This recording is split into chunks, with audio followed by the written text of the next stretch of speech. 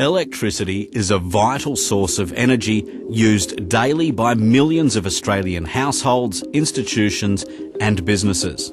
While the Australian electricity network is one of the safest and most reliable in the world, it is not without its dangers in emergency situations. Awareness of the potential hazards posed by electricity can mean the difference between life and death. This DVD has been produced to provide emergency services personnel with a level of awareness about the dangers electricity may create, allowing you and your colleagues to get on with saving the lives of others without putting your own at risk. Overhead power lines are such a part of our urban and rural landscapes that we often take them for granted. While most members of the public are aware of the possible dangers posed by overhead power lines, clear thinking in times of crisis is rare. During emergencies, power lines can be a major hazard. They can also be deadly. Can you hear me? It's the police. Yeah. Are you okay? Yeah, I think so. No, stay in the car for me. The power lines are down. If you get out, it looks like you might get hurt, okay? So you've got to stay in until we get the power turned off. All right? Okay. Yeah, radio, I've got one vehicle into a power pole. I've got 2 persons injured, confirmed trapped. I need ambos, rescue and firefighters as well. Report all incidents where power lines are down to your communications centre, providing as many details of your location as possible. This will help electricity personnel isolate the problem area more quickly. Your communications centre will contact the local electricity authority and their relevant support teams. Always assume power lines are live until proven de-energised by the local electricity authority. Keep at least 8 metres away from damaged or fallen power lines and any object they have made contact with. Extra caution should be taken if conditions are wet and windy. In this instance, the power lines are live and an electrical current flowing through the car to the earth has created an invisible radiating electrical field in the ground, outwards from the car. Anyone attempting to exit the car or approach the vehicle to commence a rescue is at risk of receiving an electrical shock. Keeping well clear, undertake a risk assessment of the area to ensure no other electrical hazards are present, such as overturned or damaged pad mount substations, kiosks, pillar boxes or underground supplied street light pillars. Keep vehicles, personnel and members of the public a safe distance from fallen lines. Guys, just keep and maintain 8 metres at all times, thanks. Also, be aware of fallen power lines which may recoil.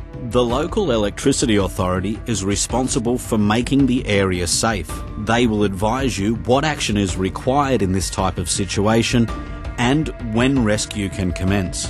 All road crews have mobile phones and two-way radios, making them capable of immediate response in emergency situations. Power lines must be isolated before it is safe to approach the vehicle or remove injured occupants. After power is isolated, testing and earthing is carried out to ensure lines are dead. Further tests must be conducted at the accident scene. The all clear must be given by the electricity authority before the rescue can proceed. Alright guys, you're safe to move in. The lines have been turned off. Don't endanger your life if power lines are down or electricity is involved. Always assume power lines are live. Contact your communications centre in electrical emergencies and stress the urgency of the situation. Give your exact location and request electricity personnel to attend. Keep the area clear and stay at least 8 metres away from fallen power lines or anything in contact with them. Undertake a hazard and risk assessment to ensure that no other electrical hazards are present. Wait for the OK from the electricity authority before attempting rescue. Fire is a major cause of damage to land, property and power lines. Fire is also a conductor of electricity. Being aware of the dangers posed by overhead power lines during a fire can mean the difference between life and death, especially in emergency situations. As a result of this fire, power lines were damaged. Luckily, no one was hurt when they fell.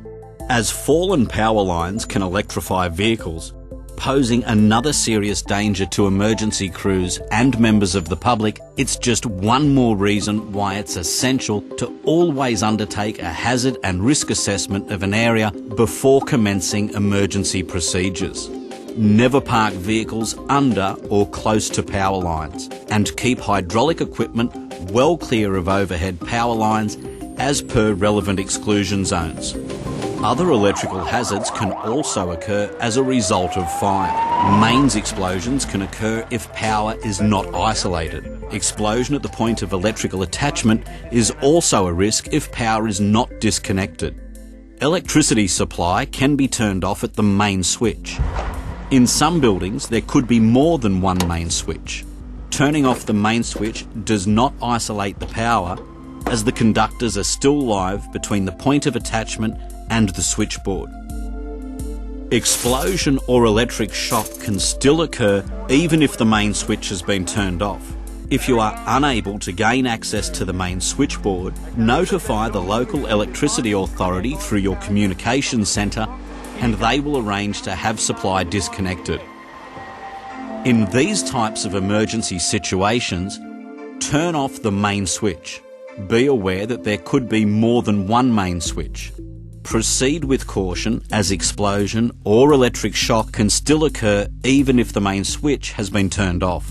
Also, be aware of illegal wiring that may not be controlled by a main switch.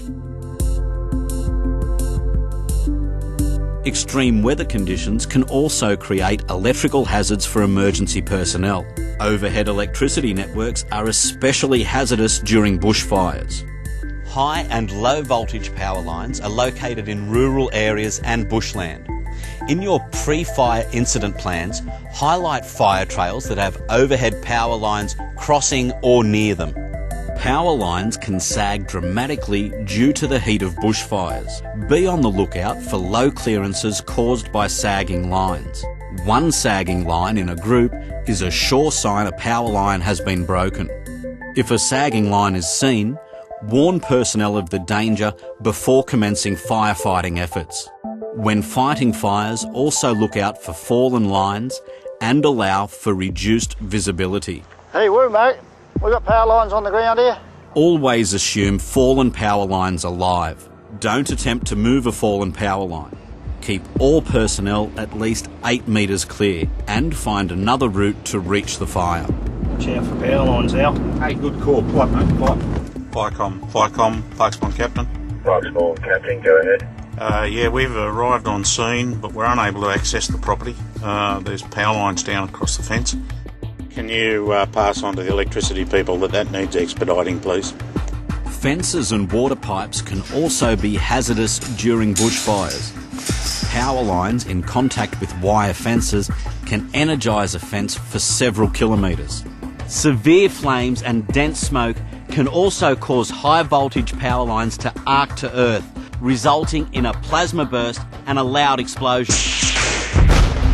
Avoid working near high voltage power lines if fire conditions are heavy or creating volumes of smoke. And when fighting bushfires, always assume that power lines are live. Be on the lookout for sagging or fallen lines. Keep personnel well clear of fallen lines by at least 8 metres and find another route to reach the fire. Be aware that fallen power lines may recoil. Avoid touching fences and water pipes during bushfires. Avoid working near high voltage lines in heavy fire conditions. Wooden poles and crossarms can also catch fire. Fire can weaken the structure, causing the lines to fall. Never stand or park vehicles beneath power lines. Use vehicle-mounted pumps and pulse the hose above the pole, allowing overspray to fall on the fire. Never stand in pools of water. And never apply a direct jet of water onto a crossarm or insulator. Use a nozzle that breaks the stream of water by at least 50%. Stand on the outside of the power lines at least 8 metres away from the base of the pole. Although constructed according to strict fire safety regulations, substation control buildings can also catch on fire. A substation fire can involve equipment energised to high voltage levels, and toxic fumes can be given off by burning insulation material. After reporting the incident to your communications centre, wait for the local electricity authority to arrive to isolate electricity supply to the substation. Entry should not be attempted until the power has been isolated and the OK has been given. Repairing damage from storms, gale force winds or hail is often the role of emergency service personnel. Falling trees, branches and flying debris can damage electrical equipment and bring down live power lines. Have your communication centre contact the local electricity authority to isolate supply and give the all clear before moving storm debris from around power lines. If live wires are on the ground, keep onlookers and personnel well clear. When emergency roof repair is required, be on the lookout for electrical hazards. Take particular care with metal roofs, guttering and ladders, all excellent conductors of electricity. Keep personnel and onlookers well clear by at least 8 metres. Wait for the power to be isolated and to be given the OK from electricity personnel before commencing clean-up. When cleaning up after storms, never touch power lines or power attachments, and be aware of the hazards solar arrays can create. A solar panel will always generate electricity during daylight hours. There is no turning it off.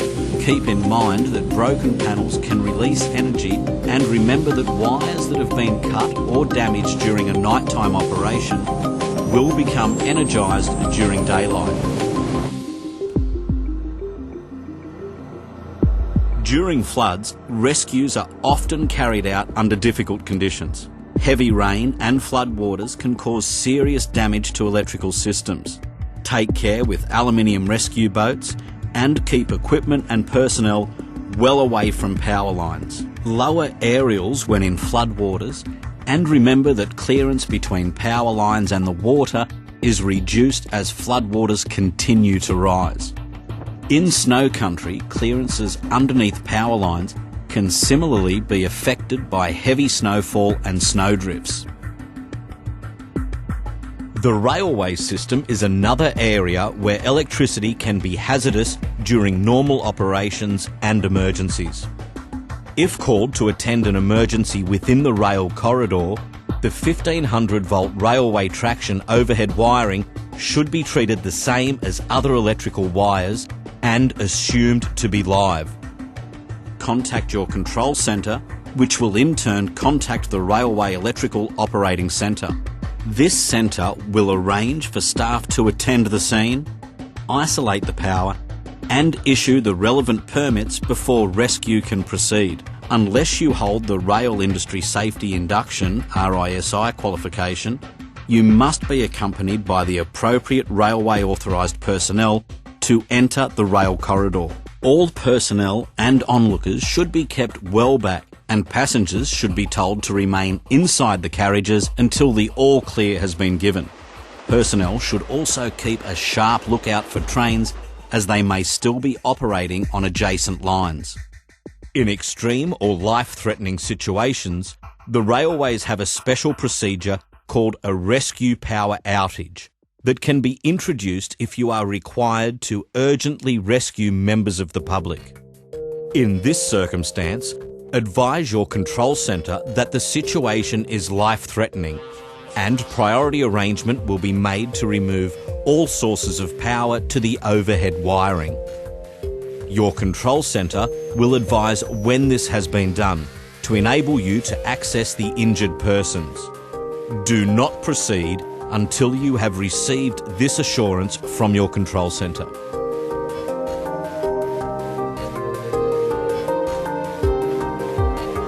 Electricity networks rely on substations to distribute supply.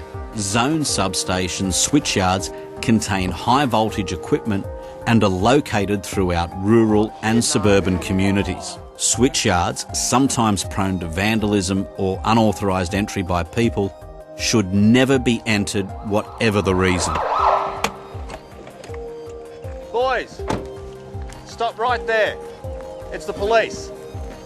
You're not in any trouble, but you're in a lot of danger. Sit down on the ground for us. Just take a seat. Don't worry about the ball. Sit on the ground. Contact your control centre immediately to report unauthorised entry into a switchyard. We've got 2 young persons on the premises. Can you contact Energy Authority, thanks, to assist us down here? Never put your own life at risk by attempting to enter. Keep the intruder in the same spot and away from all electrical equipment. Wait for the Electricity Authority to arrive with access keys to open the compound and assist the persons to safety. Just coming down along this gate here. Just come straight out, okay?